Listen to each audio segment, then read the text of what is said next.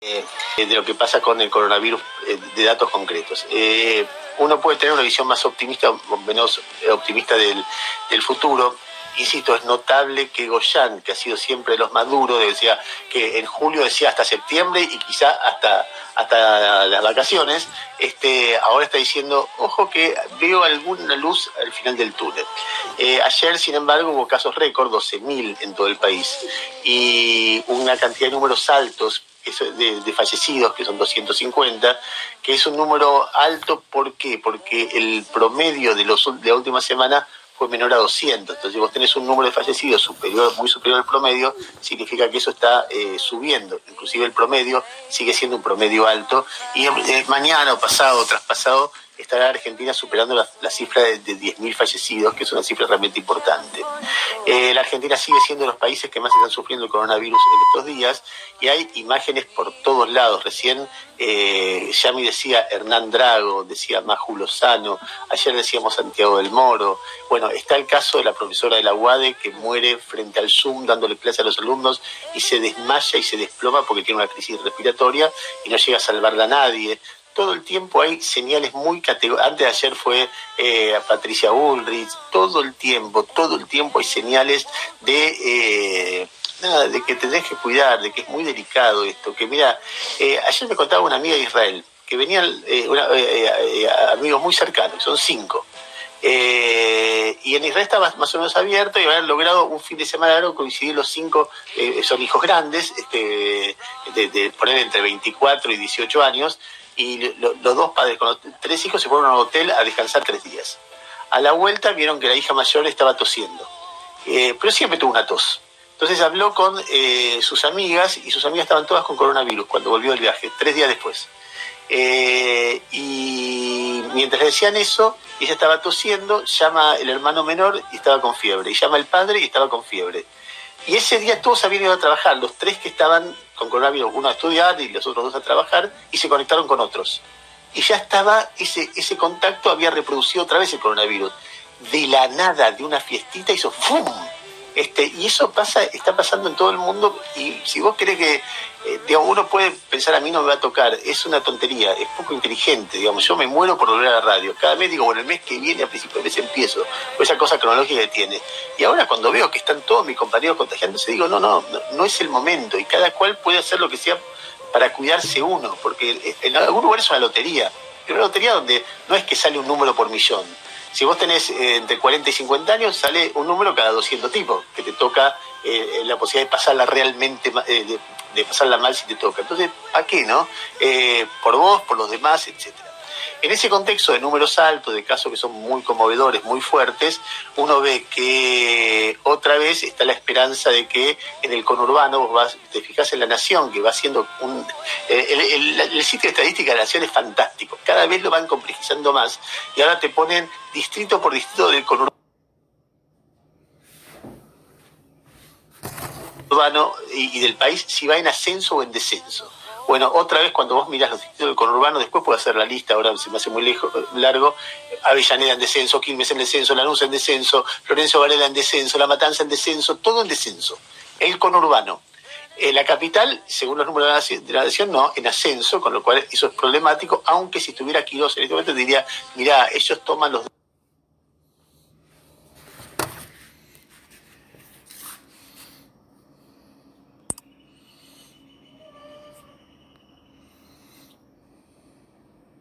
da subida de casos, porque el conurbano desciende poquito, pero el interior asciende mucho, y entonces ahí tenés una compensación de datos, por lo menos es hasta ahí que lo puedo entender yo. Y ese es básicamente el panorama que tiene que ver con el COVID, salvo que el señor Jairo Stracha quiera agregar alguna otra cosa más. No, yo vengo siguiendo los números de Santa Fe, no sé por qué, viste que en una época estábamos como sorprendidos de la cuestión de, el sistema de salud santafesino que funciona como funciona, pero también ahí incluso el virus te pasa el trapo, o sea, en un momento, ya no sé, hoy van varios días de Santa Fe en el torno de los 700 casos, hoy leía la prensa en Rosario diciendo que la mitad de los casos que tiene en la pandemia Rosario los tuvo en la última semana, Rosario volviendo a fase más estricta, no sé, viendo lo que pasa en distintas provincias, nada nuevo, pero cada vez que aparece alguna provincia que parecía que la tenía más o menos controlada, lo que te da la impresión es que tenerla entre comillas controlada es simplemente tener un turno para que el virus venga a expandirse, como que bueno, si acá hay poca gente quiere decir que en algún momento va a llegar. No sé si esa ilusión de que te podés mantener al margen se puede sostener, porque uno vio Jujuy 3 meses sin caso y ¡pa! Se le disparó. Lo mismo Santa Fe, que la venía llevando y se le dispara. Es como una cuestión de que el virus en algún momento llega y es como prepararse para esa situación. No sé, esa cuestión me genera una desesperación importante. Muy bien, vamos al segundo tema, que en realidad el segundo y el tercer tema son tomas de tierra más Bernie. Y voy a explicar por qué las dos, digamos, para entender por qué las dos cosas van atadas. Hay una discusión en la sociedad, hubo tomas de tierra, no sé de qué dimensión, porque cada vez que pregunto al aire, fuera del aire, un funcionario o a un dirigente que habla del tema, no tiene idea. Es decir, el otro no es que lo tiene, no sabe. El otro día me salió al aire Emilio Pérsico, que es el secretario de Hábitat, creo que se llama, de tierras... me falta el dato, pero tiene que ver con esto, y no, Emilio no sabía Pérsico. el número. ¿Cuál es el cargo? No, Emilio Pérsico, que es el encargado de los temas de hábitat del ministerio. No, el cargo te lo debo, era larguísimo. Sí, es larguísimo. Bueno, dirigente, pero tampoco tiene una dimensión del fenómeno. Y después se lo pregunté a Jorge Macri ayer, que también pedía una política sobre el tema, y él me decía, hay muchos en Moreno, pero yo creo que justo se me cortó ayer la transmisión, pero me da ganas de preguntarle, ¿pero cuántas? Y tampoco tenía mucha idea de cuántos. Entonces, primero, eso no se sabe. ¿Viste? Hay muchas tomas de tierra. ¿Cuántas? Y no tenés alguien que te dé una dimensión informada del tema. Lo que sí se sabe es que hay una en Guernica. En Guernica es el distrito de Perón. Ayer Clarín.com hizo, se lo recomendaba a Yami, no sé si lo viste Yami, un reportaje fotográfico de la toma de Guernica. Es un predio que a ojo puede tener entre 15 y 20 manzanas, a ojo, porque hay fotos tomadas de arriba, de dron, etc. Un predio que es un páramo, es decir, es una especie de tierra abandonada, que hay mucho de eso en el conurbano. Supongo yo que eran tierras fiscales, y donde se ven carpitas.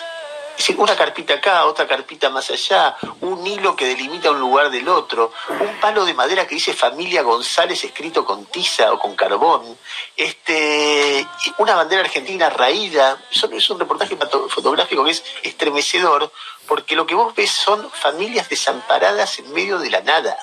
Básicamente eso que muchos dirigentes políticos, como Bernie, por ejemplo, o como Massa, o como Jorge Macri, te muestran como hordas de gente tomando terrenos ajenos. Cuando vos lo ves de cerca, hagan el ejercicio, si tienen ganas de que yo hice ayer, vean la cobertura fotográfica que hace Clarín.com. Y vamos a ver un campamento de desesperados, de gente que no tiene otro lugarcito en el mundo. No hay luz, no hay gas, no hay cloaca, no hay nada. No es tanto, es tierra de nadie. Y yo decía, ayer salió, porque Bernie dice, es ilegal y nos vamos a correr, y ya hemos corrido muchísimos usurpadores les dicen. Y después de eso sale Kicillof y habla, las usurpaciones son ilegales. Y vos decís, ¿pero de qué están hablando? Si la ley hace que esta gente viva sin nada o no tenga dónde vivir, tanto le tiene que ver que hay chicos viviendo ahí, la ley está mal, cambien la ley, macho, y háganlo legal. Porque realmente es injusto lo que pasa, y es injusto el tratamiento dominante. A ver, yo leí títulos de medios, ya ni me acuerdo de qué medio, diciendo la tardía reacción del gobierno respecto de como aplaudiendo que ahora dicen que son ilegales. Entonces hay como un sentido común básico que es incorrecto. Hay que buscar una solución urgente para esos nenes que están naciendo en medio de la nada, sin cloaca, sin atención, sin nadie que le diga, che, este país es un poco tuyo. Y créanme que, a ver, yo nunca me sentí un tipo de izquierda, siempre me sentí un socialdemócrata, en todo caso de una izquierda moderada, ya ni eso. No tengo una visión de que la izquierda va a resolver mejor que la derecha los problemas de un país. Creo que depende de qué país, depende de qué izquierda, depende de qué derecha. Hay tantos dependes que me pierdo en medio de eso. Pero hay una cosa de corazón básica, de vean esas fotos. ¿Cómo van a decir Kicillof que las usurpaciones son ilegales? ¿Qué van a hacer? ¿Los van a correr de ahí? Vayan y denle lo que tienen que hacer, maestros, médicos, alguien que le construya casitas básicas para que vivan, un poco de luz, un poco de agua, un poco de comida, que están desesperados. ese debería ser el acercamiento, porque no le están robando nada a nadie. Entonces, una cosa que... Y entonces, ¿qué pasa? Aparece Bernie. Y Bernie pone una marcha militar y dice, las tomas son ilegales, los vamos a correr, etcétera, etcétera. Y uno dice, bueno, pero se supone que, el kirchnerismo yamilista siente en el corazón, no, pero eso no es lo que pensamos nosotros. Acá la gente está sufriendo. Y entonces va a aparecer Cristina y lo va a desmentir. O va a aparecer Alberto y lo va a desmentir. O va a aparecer Axel y ¿sabes que no? ¿Sabes que todo lo que empiezan a decir es las usurpaciones son ilegales? A repetir en versito lo que dijo Bernie. Y entonces vos te preguntas, pero entonces, ¿hacia dónde están yendo? Y empezás a mirar que Bernie hace la marchita con los vamos a correr el día que aparece identificado el cuerpo de Facundo Castro y la mamá de Facundo Castro diciendo, sáquenlo a Bernie que bancó a la policía en la desaparición de un chico. Y no lo sacan. Y Bernie sigue ahí. Y entonces vos recordás un poquito más para atrás y que Bernie bancó como un ciudadano, un jubilado, mató a un ladrón que estaba indefenso, tirado en el piso, herido, y Bernie dijo, hay que tener piedad con ese señor se estaba defendiendo, y defiende a ese señor. Y ayer le agregó una más, estoy harto de la mafia de los planes sociales. Junta todo eso, la defensa de un jubilado que mata a un ladrón tirado en el piso, la decisión de correr a la gente, a los pobres que toman, a las familias humildes que toman tierras que no son de nadie, la decisión de ir contra los planes sociales, la decisión de bancar a la policía en el caso de desaparición de un niño sobre la cual la justicia todavía no se expidió. Junta todo eso, ¿no te da Patricia Bullrich? ¿No te da más que Patricia Bullrich? Y entonces vos decís, bueno, está bien, pero eso no es el kirchnerismo. Bueno, perfecto, entonces escuchemos quiénes son los kirchneristas dirigentes que lo están discutiendo. Y no aparecen, lo que aparecen son respaldos. Cada vez que se le pregunta al presidente sobre Bernie, el presidente dice, es un gran soldado, es un buen hombre, es un hombre honesto y trabajador. Yo no estoy de acuerdo con algunas cosas que no especifica. O sea, ratifica que Bernie tiene que estar ahí. Con lo cual, la anomalía dentro del gobierno empieza a dejar de ser Bernie. La anomalía dentro del gobierno empieza a ser el peronismo yamilista, que dice, che, pero ¿cómo? ¿Nosotros éramos esto? Y hay ahí un tema de identidad, digo, muy fuerte, porque ahí hay cálculos electorales, concepciones de gobierno, formas de entender la pobreza, el conflicto social, la seguridad, etcétera, donde aparece un costado bolsonarista, que es Bernie, incluso militarote, porque el tono es militar, siempre es militar. Entonces vos decís, ¿qué está pasando ahí? ¿Por qué lo bancan? ¿Por qué Kicillof, un dirigente que era de la izquierda universitaria, porteña, progre, está bancando a Bernie? Yo no tengo respuesta para eso, tengo especulaciones, pero no puedo dejar de ver un fenómeno ahí que es fuertísimo. No sé cómo lo ves vos, Jairo. No, sí, yo estoy azorado respecto del cambio del kirchnerismo de cuando estaba en la oposición, que nada, hizo obviamente lo que había que hacer, incluso reclamando, hasta incluso antes de saber qué había pasado, fuerte por Maldonado, te llenaba de stencil toda la ciudad con la cara de Maldonado, y cómo pasó a transformar el stencil de Maldonado en un spot de Bernie el día que aparece la confirmación de que es el cuerpo de Astudillo Castro. Estoy azorado, repito, que lo que vos decís me parece que puede ir algo por ahí respecto de, no sé, aunque suene durísimo y rarísimo estar pensando en cálculos electorales, pensando en las elecciones de 2021, el Gran Buenos Aires tiene una demanda de seguridad muy fuerte, por algo hoy, como lo ha hecho en tantas otras veces, el kirchnerismo va a tener un plan específico con fondos nacionales para la seguridad en el Gran Buenos Aires. Yo me acordaba del Cinturón Sur en la época de Nilda Garré, con la prefectura y la gendarmería en la zona sur de la capital y del Gran Buenos Aires. Bueno, hoy hay una idea también de mandar 4.000 gendarmes al Gran Buenos Aires. Hay un acercamiento que el kirchnerismo hace de la seguridad en la zona de los alrededores de la ciudad de Buenos Aires, que va más en línea con Bernie que con la idea del progresismo porteño. Me parece que eso ya no es la primera vez que el kirchnerismo lo toma como su bandera. Acordate que no hay que olvidarse que Bernie era el número 2 de Nilda Garré y tenía más peso que la propia Garré en la época de que estaba en Nación. A ver, vamos recorriendo algunos de los temas que siguen. Ayer fue el entierro de Facundo Castro en la localidad de Pedro Luro. Es un entierro que se hizo con muchísimo dolor, fue muy masivo, para lo que es un hecho histórico para Pedro Luro y para toda la zona ahí cercana a Bahía Blanca. Están muy conmovidos varias localidades. algunas que uno aprendió a nombrar en este proceso, como Mayor Buratovich o ingeniero Origone, creo que se llama el otro pueblo, son pueblos que quedan a 12, 15, 30 kilómetros uno de otro y que han sido tremendamente conmovidos por esto que ha ocurrido y con verse reflejado.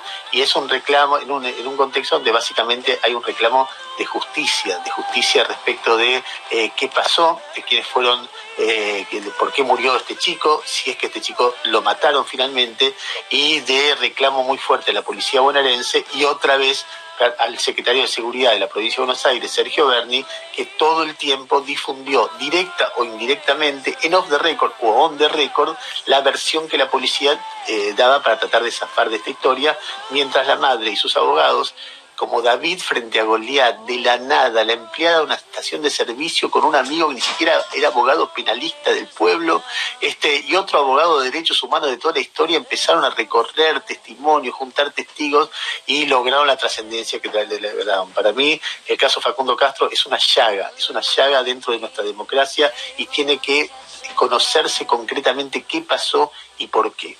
El otro personaje del día que marcaba hace un rato Jairo es Pablo Moyano, porque Pablo Moyano viene esquivando una declaración indagatoria por un caso que nosotros venimos cubriendo hace muchos años por el trabajo de Gustavo Gravia, que es su relación directa con la barra brava de Independiente. Y él se niega permanentemente a los requerimientos de la justicia, ya trataron de voltear al fiscal. El argumento era que estaba Macri, entonces era una persecución, ahora ya no está más Macri, y el fiscal tiene unos huevos de novela porque sigue insistiendo con la declaración indagatoria, y hay que acordarse que la mano derecha de los Moyanos, que se llama Yoyo Maldonado, que es el hombre que maneja tesorero de camioneros, hombre clave en Independiente, ya está procesado y camino a juicio oral. La única razón por la cual Pablo Moyano no está camino a juicio oral es que se llama Moyano y que tiene un abogado Hermanos que andaba diciendo que había que poner preso a Majul, que ni siquiera estaba imputado en ninguna causa, pero intenta todo el tiempo que el que sí está imputado, que es Pablo Moyano, y que estaría procesado, es decir, él no va a la indagatoria, porque si va a la indagatoria lo procesan, y si lo procesan va a juicio oral, y después anda a zafar del juicio oral. En un contexto en el cual recibe una y otra vez apoyos muy enfáticos del gobierno nacional. La última fue la polémica foto de Alberto Fernández con Hugo Moyano en un almuerzo donde creo que Pablo también estaba, o así fue referido en un reportaje. ¿No estaba Pablo? No, estaba el otro hijo que era Jerónimo. Ah, estaba el otro hijo, claro. Bueno, en cualquier caso, ahí está el primer... Pero Pablo Moyano es el que sube la foto. Claro, es el que sube la foto. Ahí está el primer recorrido. Quiero cerrar con un pequeño comentario sobre Estados Unidos. Yo viví en Estados Unidos, viví un año, y la verdad que la pasé bárbaro. Es un país muy grande y muy rico. Entonces vos podés encontrarte en Estados Unidos viviendo bárbaro con mucha gente que piensa parecido a vos. Y gente que es intelectualmente muy sofisticada, no digo que yo lo sea porque no lo soy un periodista nomás, pero que vos encontrás mucha gente así, mucha gente liberal, mucha gente progresista, mucha gente con una visión muy abierta y tolerante de, por ejemplo, todo el fenómeno de LGTB, gente que produce música, películas, pero es una parte de la sociedad norteamericana. La sociedad norteamericana es una sociedad muy intensa, muy violenta, y que genera fenómenos desde siempre que te sorprende por su nivel de virulencia. Qué sé yo, pensar que hubo leyes tipo apartheid hasta la década del 60 y había que pelear por el voto de los negros en Estados Unidos, estás hablando hace 40 años, no pasaba en ningún otro lugar en el mundo occidental. Pensar en cómo se armó la guerra de Vietnam desde gobiernos demócratas, cuando ya hay testimonios, documentos de que sabían que los pibes iban a la muerte y que iban a perder y que no tenía ningún sentido esa guerra, pero la justificaban desde el anticomunismo porque si no lo hacían, perdían las elecciones y morían decenas de miles. Uno ha visto y en este momento ve cosas que te sorprenden, que es una especie de sensación de que cualquiera puede morir en manifestaciones, pero no morir por la policía, sino que se matan entre ellos. Empieza a haber tipos de derecha que caen en medio de una manifestación de un balazo de alguien que no sabe quién es.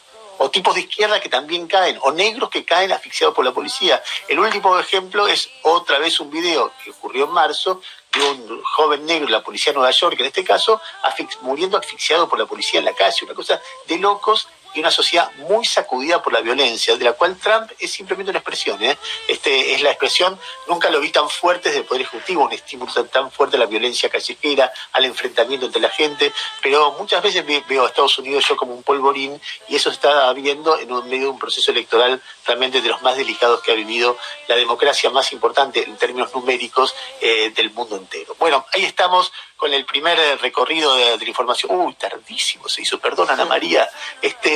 Digamos, la temperatura ahora ya, dale. Se mantiene 9 grados 8 décimas hasta ahora, 9,4 la sensación térmica, 85% la humedad.